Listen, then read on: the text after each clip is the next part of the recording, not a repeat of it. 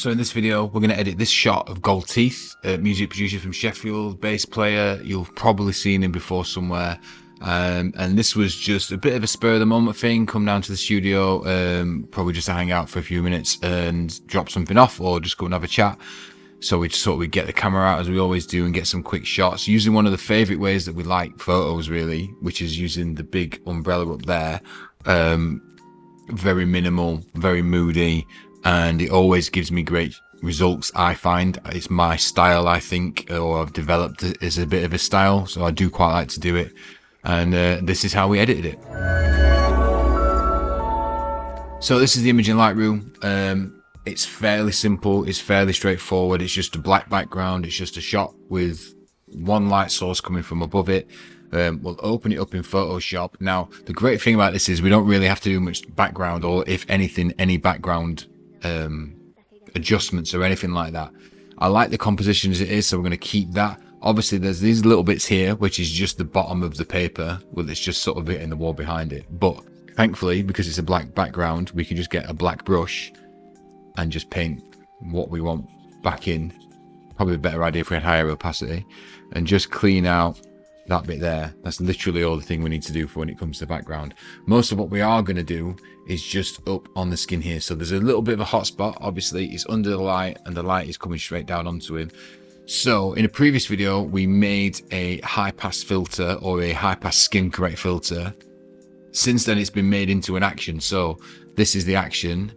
I will do a separate video on how you make this an action anyway, but this is how we're going to edit it. So we're just going to select this action basically and just paint over those bits of skin, make it a little bit more matte, bring it back into sort of a normal sort of skin tone, and try and get rid of this really high shine on the forehead basically. So we're just going to bring it down to a sort of around 39%.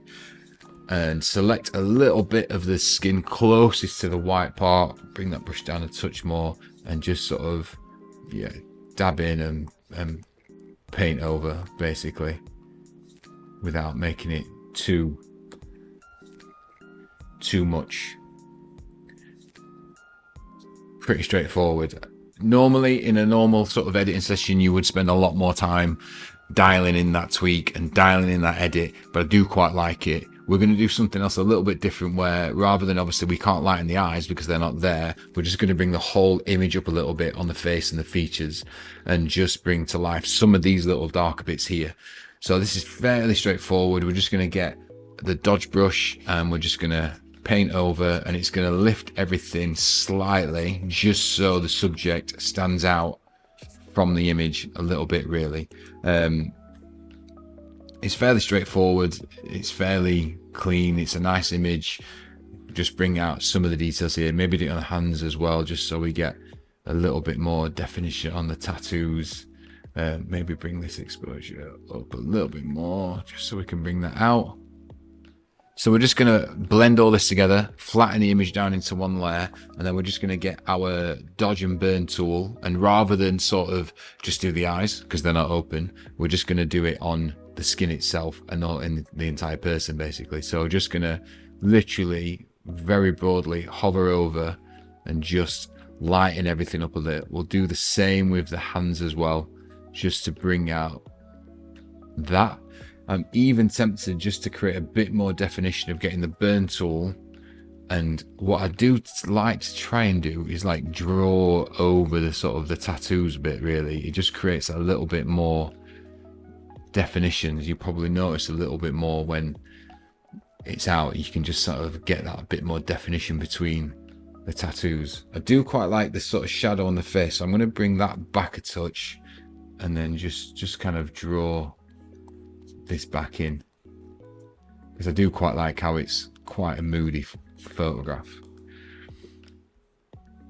Not the most detailed photo in regards of, you know, what is in there and how much we have to work with, but as an image I do really like it, and I do really like how simple it is and moody it is and quite effective. And it's kind of, it's got like a bit of the, like those sort of weird death masks in Game of Thrones, kind of the whole of faces people kind of thing. I've not watched it for a long time, so but that's it, that's the edit. Let's go back into Lightroom, just to make sure there's nothing else we want to maybe bring out. Maybe we want to try it with one of the presets that we like to use or anything like that. Don't think we will. I like how dark it is, and I like the image as it is. So we'll wait for that to bring back in. You can see like the difference as it imports in. It just lightens the skin, it smooths things over a little bit.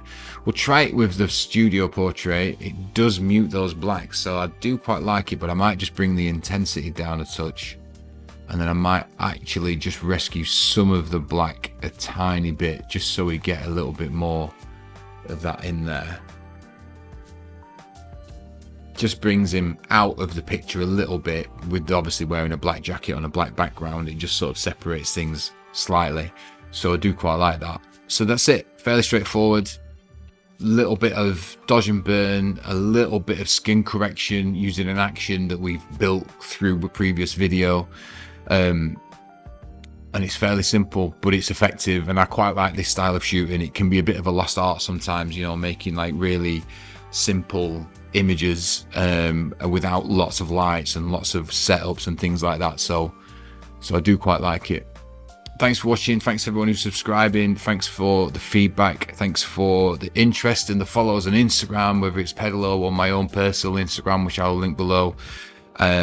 There's a lot more to come. Hopefully we'll maybe dive into a few deeper things when it comes to the edits and how we make the edits, or how I do these editing with some of these shots.